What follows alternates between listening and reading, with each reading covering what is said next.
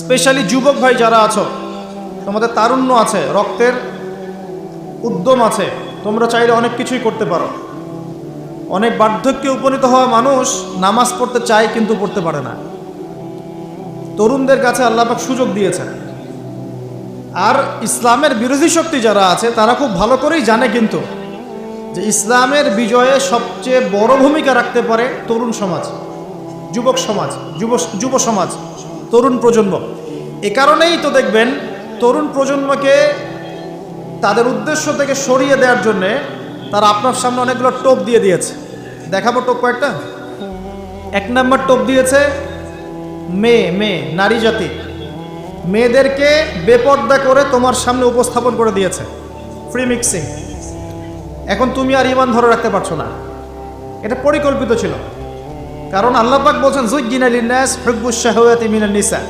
মানুষের জন্যে সবচেয়ে যে আকর্ষণীয় বিষয়গুলো তার মধ্যে 1 নম্বর হচ্ছে মহিলা, মানে মেয়ে, নারী জাতি। এটা আমাদের কাছে সবচেয়ে আকর্ষণীয়। আল্লাহ পাকের সবচেয়ে সুন্দর সৃষ্টিকে মানুষের মধ্যে আল্লাহ পাকের সবচেয়ে শ্রেষ্ঠ সৃষ্টিকে নারী জাতি। আল্লাহ পাক তাদেরকে সুন্দর করে সৃষ্টি করেছেন, তাই নয় কি? এ কারণে পুরুষদের সবচেয়ে আকর্ষণের জায়গা কোনটা? নারী জাতি। এ কারণে মেয়েদেরকে বেপর্দা করে তোমার সামনে ছেড়ে দেওয়া হয়েছে। জেনা বেড়েছে, ব্যভিচার বেড়েছে, ফ্রি মিক্সিং বেড়েছে, ধর্ষণ বেড়েছে, এই যে হারাম প্রেমের সম্পর্কগুলো বেড়েছে। যুবকেরা তাদের জীবনের উদ্দেশ্য ভুলে গেছে। আমার কথা কি বুঝতে পারছেন? আচ্ছা, এটা 1 নাম্বার। 2, মাদক। যুবকদের সামনে মাদকের সহজলভ্যতা। চাইলেই হাত বাড়ালেই মাদক, হাত বাড়ালেই ইয়াবা, হাত বাড়ালেই ফেন্সিডিল, হাত বাড়ালেই হেরোইন, তাই না? কথা ঠিক না বেঠিক? যদি কেউ চায় যে আমি আজকে রাত্রে মাদক খাবো, সে পারবে, হাত বাড়ালেই পারবে। এখনকার সমাজ এমন, যদি কেউ চায় যে আজকের রাত্রে আমি পতিতালয় গিয়ে রাত কাটাবো, সে পারবে। 500 টাকা 1000 টাকার বিনিময়ে মানুষ এখন জেনা করতে পারে না? 5 টাকা 10 টাকা 50-100 টাকা দিয়ে মানুষ এখন ইয়াবা কিনে খেতে পারে। আর যারা সীমান্তবর্তী অঞ্চলে আছেন তারা আরো ভালো জানেন আমার কথা কতটুকু সত্য কতটুকু মিথ্যা। যুবকদের সামনে মাদক এমনি দেওয়া হয় নাই। উদ্দেশ্য কি? তোমার দ্বারা ইসলামের বিজয় সম্ভব ছিল। মাদক সেবন করাই তোমাকে সরাই দিয়েছে ওই রাস্তা থেকে। কথা বুঝতে পারছো? খুব সতর্ক। 3 নাম্বার, জুয়া। তোমার সামনে জুয়া দিয়ে দিয়েছে। জুয়া, ফুটবল বিশ্বকাপ হইলে জুয়া, IPL হইলে জুয়া, BPL হইলে জুয়া, ফুটবল ফিফা হইলে জুয়া। জুয়া খেলে না মানুষ। আর যে যুব সমাজ তাদের জীবনের উদ্দেশ্য জানে না, তাদের পক্ষেই সম্ভব এইসব মেসি, আর্জেন্টিনা, ব্রাজিল এইসব নিয়ে ব্যস্ত থাকা। যারা নিজেদের জীবনের উদ্দেশ্য জানে তাদের জন্য কোশ্চিনকালেও এখানে সময় নষ্ট করা সম্ভব না। দুনিয়ার জীবনটা কি খেলতামাশা? দুনিয়ার জীবনটা কি খেলতামাশার জন্যে? আল্লাহ পাক যে হায়াতটা দিয়েছেন, ধরেন 50, 60 বা 100 বছর, এই হায়াতটা কে দিয়েছেন? এই সময়টার মালিক কে? তাহলে আল্লাহ যদি সময়ের মালিক হয়, আমি কেন সময় 1 ঘন্টা অপচয় করবো ওখানে বসে বসে? এই সময়টাকে আমার নাকি? সময়টা আমার বাপের নাকি? সময়টা কার?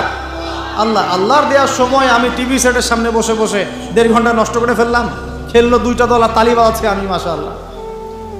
কালকে দেখলাম কক্সবাজার থেকে আসার সময় রাস্তা ব্লক, পুরা একটা দল জিতেছে, পুরো রাস্তা ব্লক,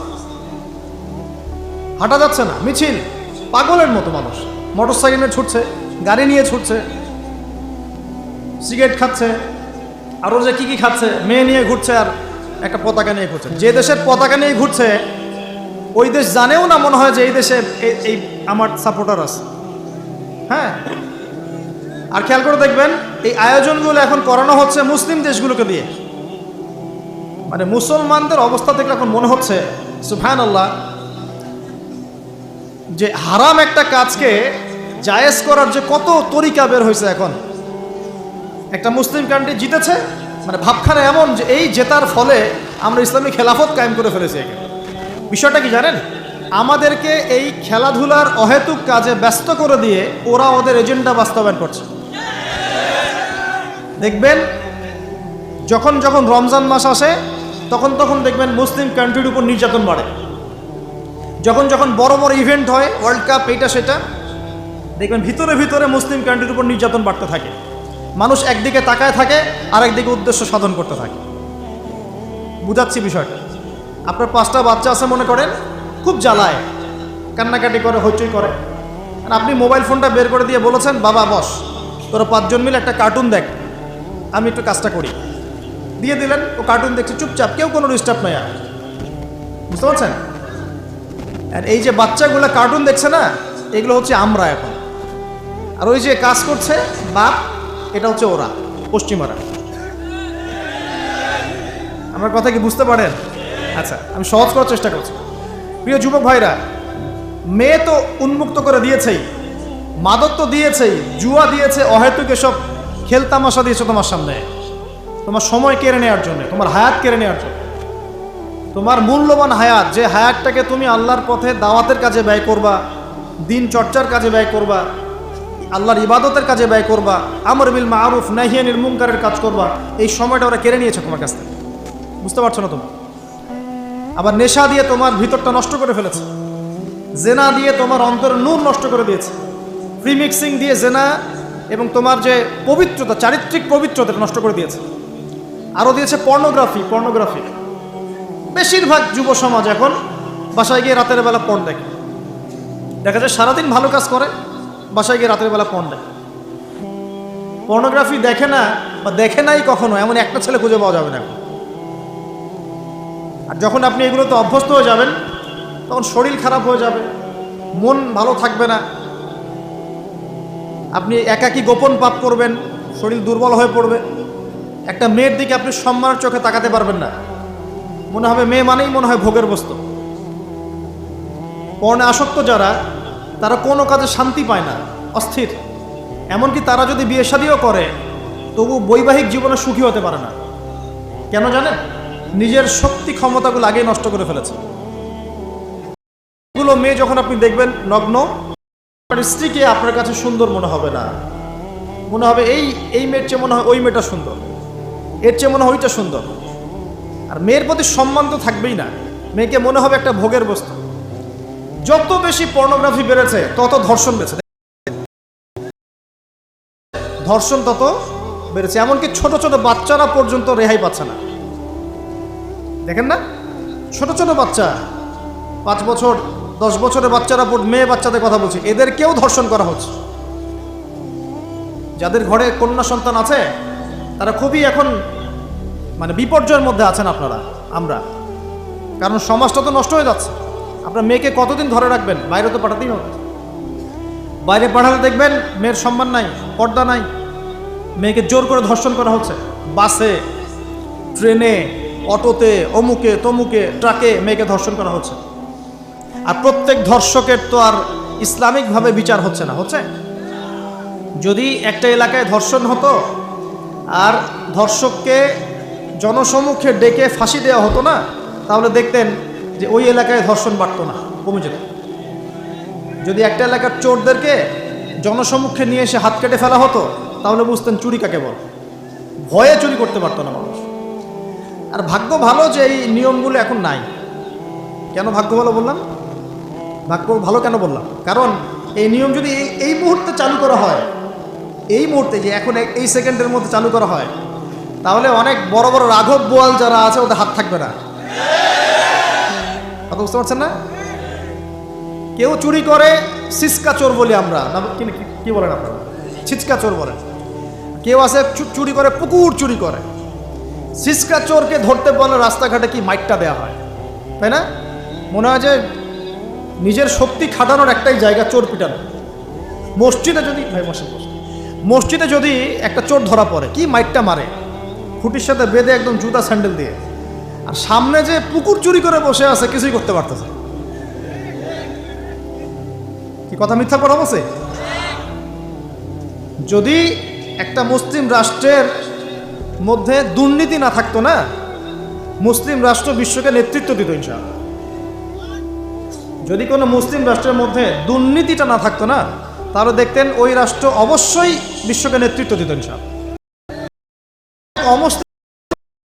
যেগুলো অমুসলিম হওয়া সত্ত্বেও ওদের মধ্যে কোনো দুর্নীতি নাই, জানেন? আল্লাহ পাক আমাদের সবাইকে পরিপূর্ণ মুসলমান হওয়ার তৌফিক দান করুন। দেখেন আল্লাহ পাক বলেছেন উদখুলু ফিস সিলমি কাফা, পরিপূর্ণ প্রবেশ করো। আমি খাই খাই করি, আত্মসাৎ করি, মাপে কমও দেই, মজুদদারি করি ইত্যাদি। আমি কি পরিপূর্ণ মুসলিম? আমি কি উদখুলু ফিস সিলমি কাফার উপর আমল করতে পেরেছি? আর আল্লাহ পাক এখানে বলছেন ওয়ালা তামুতুন্না ইল্লা ওয়া আনতুম মুসলিমুন, পরিপূর্ণ মুসলমান না হয়ে তোমরা মৃত্যুবরণই করিও না। করলেই সমস্যা, না হয়ে সমস্যা। কি সমস্যা? আল্লাহ পাক বলেন মান রব্বুক, আমি তো জানি না, কারণ পরিপূর্ণ মুসলমান হয়নি তো, শিরক করেছে। আল্লাহ পাক বলবেন মা দীনুক, বলবে লা আদরি, আমি জানি না। মা দীনুক মানে ইসলামের কিছু অংশ মানে, নামাজ, রোজা, হজ, যাকাত, তাসবিহ, তাহলিল সবই মানে, কিন্তু সুদ ছাড়তে হবে, ঘুষ ছাড়তে হবে, জেনা করা যাবে না, মদ খাওয়া যাবে না, দুর্নীতি করা যাবে না, মানে না। তাহলে মা দীনুক কি উত্তর দিবে? মান নবিয়ুক, কে নবী? উত্তর কিভাবে সম্ভব? নবীর সুন্নতি তো নাই গায়ের উপরে, চেহারায় নাই, কাপড়ে নাই, চলাফেরায় নাই, ওঠা বসায় নাই, ইবাদতে থাকলেও অর্থনীতির মধ্যে নাই, অর্থনীতির মধ্যে থাকলেও সংস্কৃতির মধ্যে নাই, সংস্কৃতিতে থাকলেও সমাজে নাই। নবীর সুন্নত কি খালি ঘরে তসবিহ টেপার মধ্যেই? মানে আমরা খালি সুবহানাল্লাহ সুবহানাল্লাহ পড়বো এটাই সুন্নত, দাড়ি ছেড়ে দিব এটাই খালি সুন্নত, টাকটোর উপরে কাপড় পরবো এটাই কি খালি সুন্নত?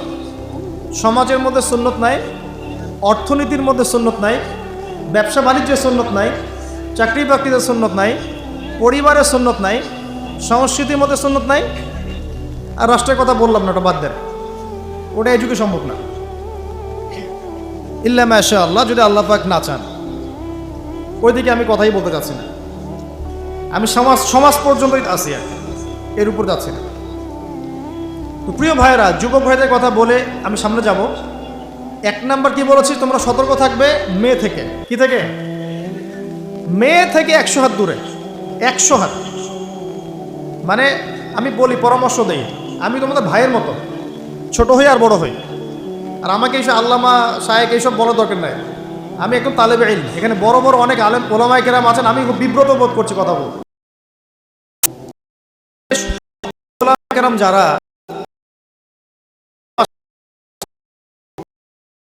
ইউটিউবে ভিডিও পাবেন না এমনও আলেম বাংলাদেশে আছেন, জানেন, যারা বহু আলেম তৈরি করছেন, মাদ্রাসা খেদমত করছেন। তো তাদের সামনে আমাদেরকে যখন এইভাবে টাইটেল দেন, লজ্জা লাগে, বিব্রত বোধ করি। শেখার কোনো শেষ নাই। আমি একসময় মনে করতাম যে আমি যখন থেকে চর্চা করছি অনার্স মাস্টার্স পর্যন্ত, হ্যাঁ ইসলাম সম্পর্কে ভালোই জানছি, পড়তে শুরু করলাম, বলি এগুলো ভিতরের কথা, খোলামেলা বলি, গল্প করছি আপনাদের সাথে। রাগ করছেন নাকি? তখন বুঝলাম যে বিগত 5-7 বছরে তো আমি কিছু পড়াশোনা করছি বলে মনে হচ্ছে না। যেমন একটা হাদিস শো করে বললাম যে ওস্তাদ, এই যে আল্লাহ রাসূল সাল্লাল্লাহু আলাইহি ওয়াসাল্লাম বলেছেন যে একজন মুমিন ব্যক্তি আর একজন মুমিন ব্যক্তির আয়না স্বরূপ। কি স্বরূপ? আয়না স্বরূপ। তো আমি যদি অনলাইনে কোনো ভাইয়ের ভুল ধরিয়ে দেই সমালোচনার মাধ্যমে, তাহলে কি আমি হাদিসের উপর আমল করলাম না? তখন ওস্তাদ মিটিমিটি হাসছেন, বলছেন যে তোমার তো টুকটাক অ্যারাবিক গ্রামারের বেস ভালোই, তোমার কি মনে হয়? আমি বললাম যে আমার কাছে তো এটাই মনে হচ্ছে যে আমি যদি সমালোচনা করি, আমি তো এই আমর বিল মারুফ নাহি আনিল মুনকারের কাজই করলাম। তো তিনি বলছেন আসলে এই হাদিসের ব্যাখ্যা এমন হয়। কেমন ব্যাখ্যা? তুমি কি খেয়াল করো নাই? আমাকে বলছে তুমি কি খেয়াল করো নাই, তুমি যখন আয়নার সামনে গিয়ে দাঁড়াও তখন আয়না কিন্তু তোমার সাথে কথা বলে না, আয়না নীরব থাকে, স্থির থাকে, কিন্তু তোমার দোষ ত্রুটি কোথায় আয়না কিন্তু দেখিয়ে দেয়। মনে করেন, বুঝাচ্ছি, মনে করেন আপনার গাল কেটে গেছে, আপনি আয়নার সামনে দাঁড়িয়েছেন, আয়না কিন্তু আপনাকে বলে দিবে না এই যে তোমার গাল কাটা, এই ছেলে তোমার গাল কাটা, হ্যাঁ এই মেয়ে, এই ছেলে তোমার এই সমস্যা ওই সমস্যা, বলবে? চুপচাপ থাকবে, আয়না দেখিয়ে দিবে আপনার ভুলটা কোথায়। তো তিনি আমাকে হাদিসের ব্যাখ্যা শেখাচ্ছেন, বলছেন যে একজন মুমিন ভাই যদি কোনো ভুলের উপর থাকে, তুমি সঠিকটা আমল করে ওর সামনে দাঁড়িয়ে দেখিয়ে দিবে যেটা সঠিক। তো বুঝলাম, যতদিন যাচ্ছে আমি বুঝতে পারছি যে আসলে এই জ্ঞানের সমুদ্র যে কত গভীর, 100 বছর হায়াত দিলেও মনে হয় শেষ করতে পারবো না। তো প্রিয় যুবক ভাইরা, নসিহত করছি, সেটা হচ্ছে যে দিনের জ্ঞান অর্জন করতে হবে। জ্ঞান অর্জনের কোনো আর জ্ঞান অর্জনের জন্য শুধুমাত্র ফেসবুক, ইউটিউব যথেষ্ট নয়। এগুলো কনস্ট্রাকটিভ কোনো মাধ্যম নয়, বরং ফিতনা ছড়াবে এগুলো কিন্তু বেশিরভাগ ক্ষেত্রে ফিতনাই ছড়াচ্ছে। আপনার কাছে মনে হচ্ছে হয়তো যে অনেক কিছু লাইভ হচ্ছে, আমরা পাচ্ছি, হ্যাঁ, অনলাইনের মাধ্যমে জানছি, হ্যাঁ ঠিক আছে, স্বীকার করি, ভালো আছে, কিন্তু এর মন্দটা অনেক বেশি। এর মধ্য দিয়ে আলেমে বিভক্তি হয়ে গেছে। এর মধ্য দিয়ে একে অপরের সাথে আমাদের সম্পর্ক নষ্ট হয়ে যাচ্ছে। গীবত, তহমত, সমালোচনা, কাদা ছড়াছড়ি সংস্কৃতি বাড়ছে, ঐক্য বিনষ্ট হচ্ছে, অনেক সমস্যা হচ্ছে। আর এগুলো কনস্ট্রাকটিভ সিলেবাস নয়। সিলেবাস আপনাকে ওলামায়ে কেরামের কাছে এসে জানতে হবে। আমি বলছি 1 নাম্বার কোরআন থাকবে। আপনাদের জেনারেলদের জন্য বলছি, কারণ আপনাদের জন্য এটা এত সহজ হবে না। মাদ্রাসা যারা পড়া শুরু করেছেন ছোটোবেলা থেকে তাদের জন্য সহজ, আপনাদের জন্য এত সহজ নয়। সিলেবাসগুলো জেনে রাখেন। কোরআন পড়তে হবে আগে, পবিত্র কোরআনের বিশুদ্ধ তেলাওয়াত শিখতেই হবে, এবং প্রত্যেক দিন চেষ্টা করবেন 1 পৃষ্ঠা 2 পৃষ্ঠা, আধা পারা 1 পারা করে তেলাওয়াত করার জন্য। তেলাওয়াতের কোনো বিকল্প নাই, প্রত্যেক হরফে 10 নেকি পাবেন ইনশাআল্লাহ। এরপরে এর ভাষা আছে, কোরআনিক গ্রামার আছে, নাহু সরফ। আর এই বইগুলো আপনি একা পড়তে পারবেন না। এই বইগুলো পড়তে হলে ওস্তাদ লাগবেই। এক একটা বই 2 বছর করে পড়তে হইতে পারে, পড়তে হবে। যদি আপনি কোরআন জানতে চান, বুঝতে চান, পড়তে হবেই। আর যদি মনে করেন না আমার এত জানা বোঝার দরকার নাই, সেটা আলাদা বিষয়। তখন আপনি ওলামায়ে কেরামের কাছে গিয়ে জিজ্ঞাসা করে মাসআলা নিয়ে নেবেন।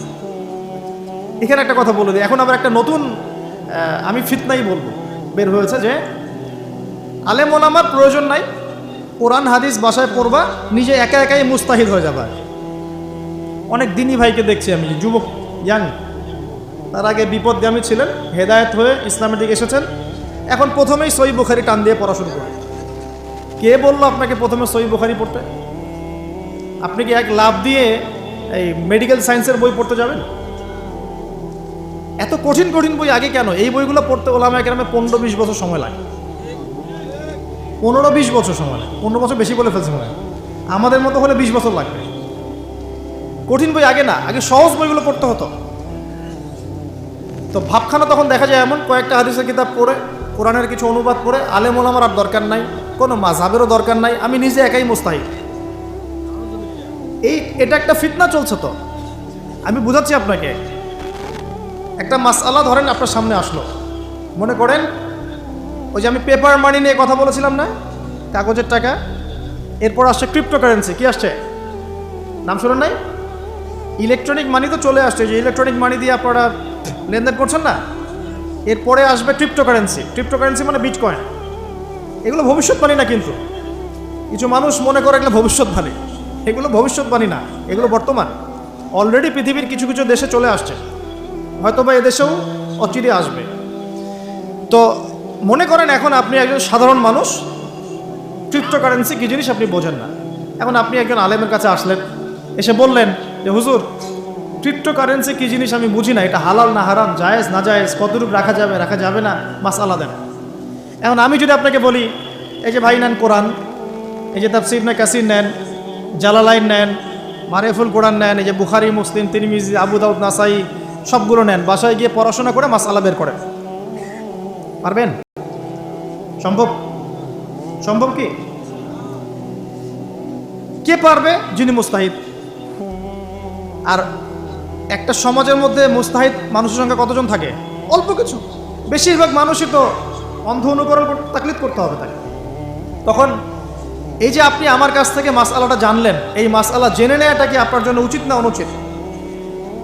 আপনার এই মাসআলা জেনে নেওয়াটা কি উচিত না অনুচিত? এই মাসআলা আমার কাছে বা আলেমের কাছে না জানলে কিভাবে শিখবেন আপনি? শেখার জন্য আপনাকে আসতে হবে না? এটাই মাযহাব, এটাই মাযহাব। এখানে বিভ্রান্তির কোনো সুযোগ নাই যে আমি এগুলা মানি না, আমি খালি বইপত্র একা একা পড়বো, আলেম হয়ে যাবে, সম্ভব না।